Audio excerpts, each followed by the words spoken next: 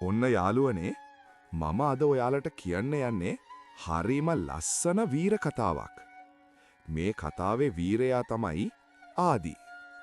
ආදිට වයස අවුරුදු 11යි. එයා හරිම හුරතල් ඒ වගේම හරිම නිර්භීත පොඩි මල්ලියෙක්. ආදි පදිංචි වෙලා හිටියේ ලස්සන කඳුපන්ති වලින් වටවුණු පුංචි ගමක.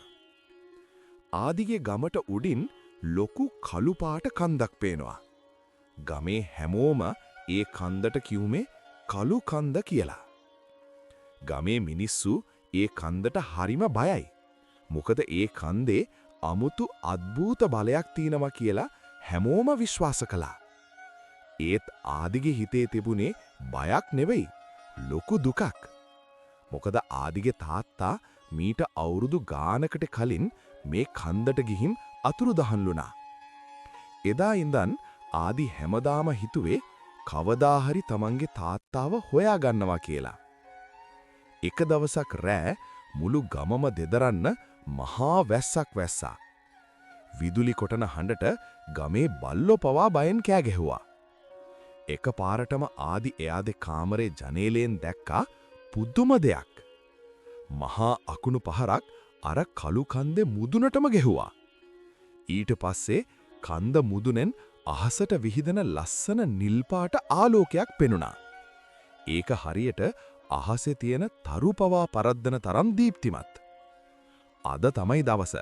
මම තාත්තාව හොයාගන්න යනවා. ආදි Tamanටම කියාගත්තා.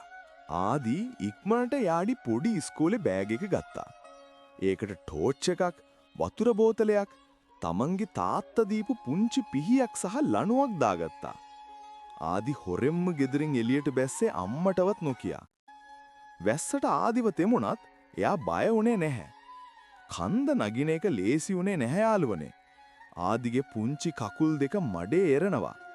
එක තැනකදී ආදි ලිස්සල වැටිලා එයාගේ දන හිස තුවාල වුණා. ඒත් ආදි අඬන්නේ නැතුව ආයෙත් නැගිට්ටා. කන්ද මැද හරියට යද්දී අමුතුම සත්තුන්ගේ හඬවල් ඇහෙන්න ගත්තා. එක පාරටම පදුරක් අස්සෙන් මතුවුණා රතු පාට ඇස් තියෙන මීදුම් වෘකයෙක්. ඒ සතා දැක්කම ඕනම කෙනෙක් බය වෙනවා. ඒත් අපේ පොඩි ආදි බය වුණේ නැහැ. එයා ඉක්මනට එයාගේ ටෝච් එක පත්තු කරලා ඒ සතාගේ ඇස් දෙකටම එල්ල කළා. ඒ ආලෝකයට බය වුණු වෘකයා කෑ ගහගෙන වනාන්තරයේ අස්සෙම නොපෙනී ගියා. අන්තිමේදී මහන්සි වෙලා කන්ද මුදුනටම ආපු ආදි දැක්කා පුදුම දෙයක්. අහසට යන වීදුරු පඩිපෙලක්. ආදි පියවරෙන් පියවර ඒ පඩිපෙල දිගේ උඩට ගියා. එයා වලාකුළු වලටත් උඩට යද්දී පහළ තියෙන ගම පෙනුනේ පුංචි සෙල්ලම් ගෙවල් ටිකක් වගේ. අන්තිමේදී ආදි ආවා පාවෙන දූපත් තියෙන අමුතුම ලෝකෙකට.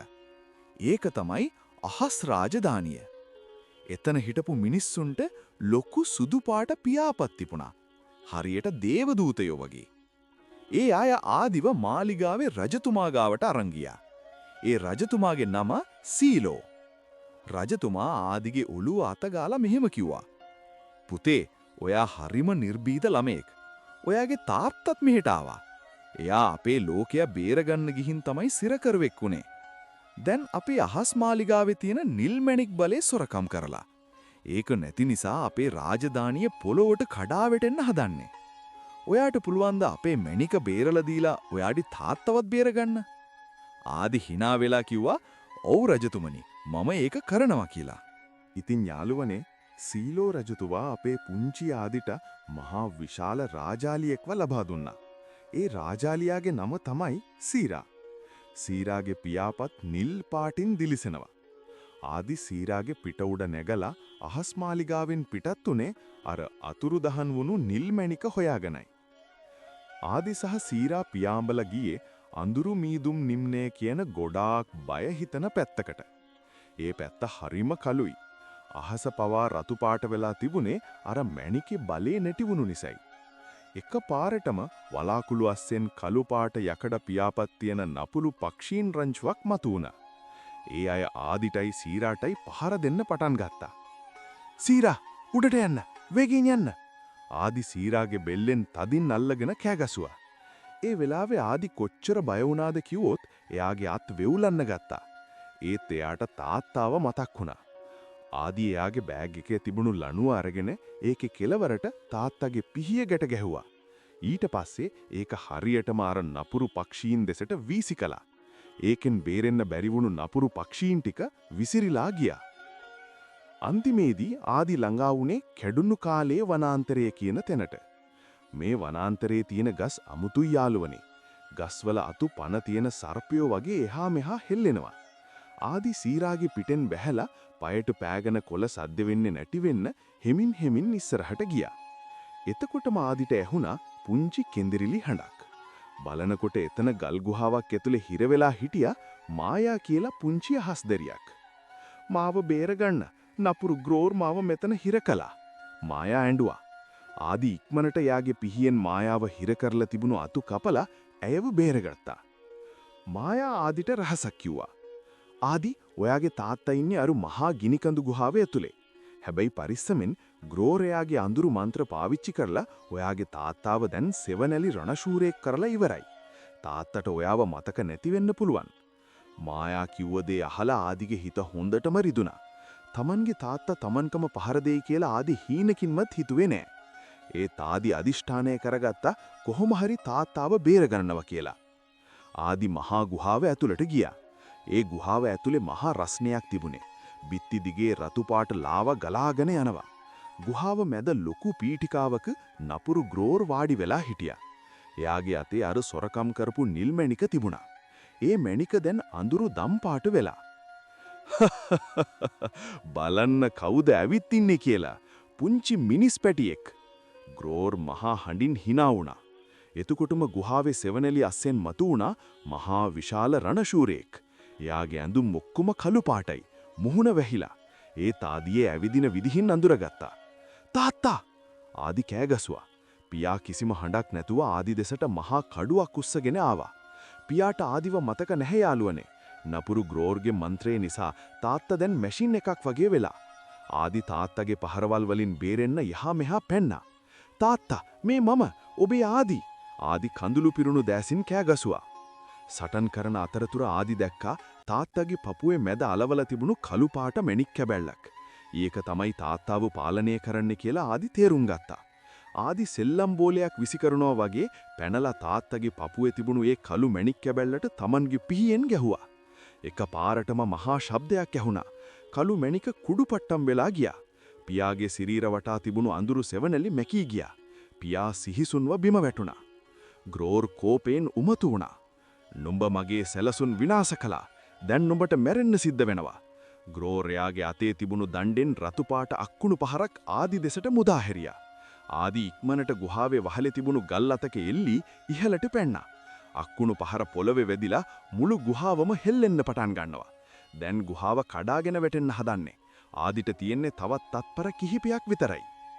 ගුහාවේ වහලෙන් මහා ගල් පර්වත කඩාගෙන වඩෙන්න පටන් ගත්ත යාළුවනේ. නපුරු ග්‍රෝර් කෑගහමින් නාදී ඉන්න පෙට්ටට ආවි හරියට යක්ෂයෙක් වගේ.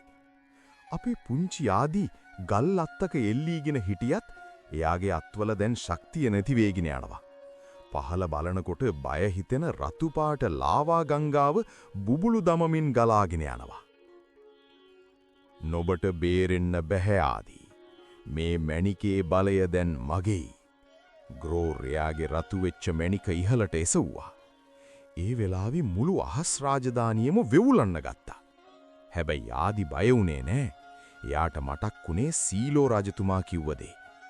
මැණිකේ බලය තියෙන්නේ ආලෝකය ඇතුලේ. ආදි එකපාරට මෙයාගේ බෑග් එකේ තිබුණු පරණ ටෝච් එක ගත්තා. ඒකේ බැටරි ඉවර වෙගෙන යන්නේ. ආදි ටෝච් එක ඔන් කරලා ඒකේ තියෙන පුංචි ආලෝක ධාරාව කෙලින්ම ග්‍රෝර්ඩි අතේ තිබුණු රතු මැණිකට එල්ල කළා.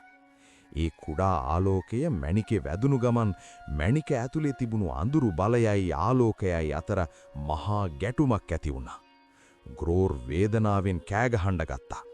එයාගේ අතින් මැණික ගිලිහුණා. "සීරා, දැන්!"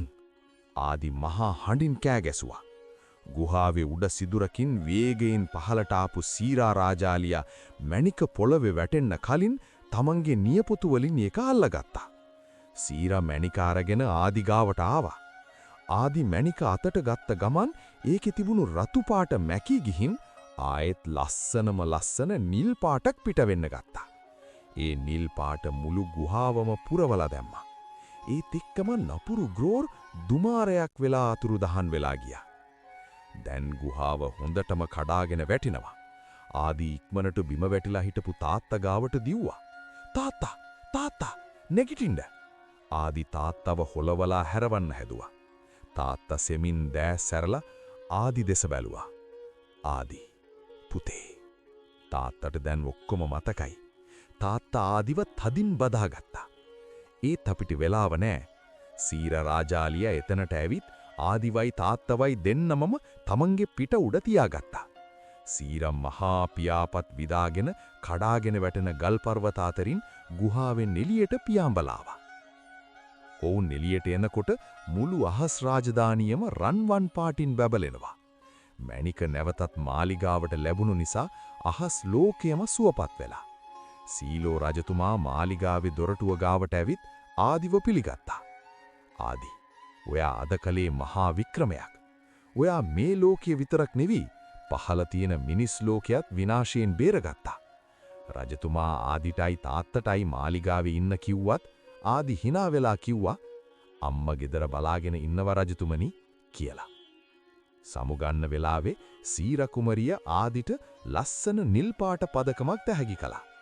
ආදි, කවදා හරි නුඹට අපේ උදව් ඕන වුණොත් මේ පදකම බැබලෙන්න ගනි. එදාට අපි නුඹව හොයාගෙන එනවා. ආදි තාත්තත් අහස් පඩිපෙළ දිගේ නැවතත් පොළවට බැස්සා. ඔවුන් ගමට ළඟා වෙද්දී හිරු උදා වෙමින් තිබුණා.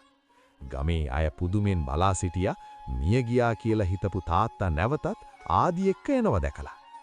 ආදිගේ අම්මා දුවගෙන ඇවිත් දෙන්නමම බදාගෙන ඇඬුවා. ඒක හරිම සතුටු දවසක් යාළුවනේ. එදා රෑ ආදි එයාගේ ගෙදර වහලේ උඩ වාඩි වෙලා අහස දිහා බලාගෙන හිටියා. ඈතින් අහස් මාලිගාව තරු අතර දිලිසෙනම එයා දැක්කා.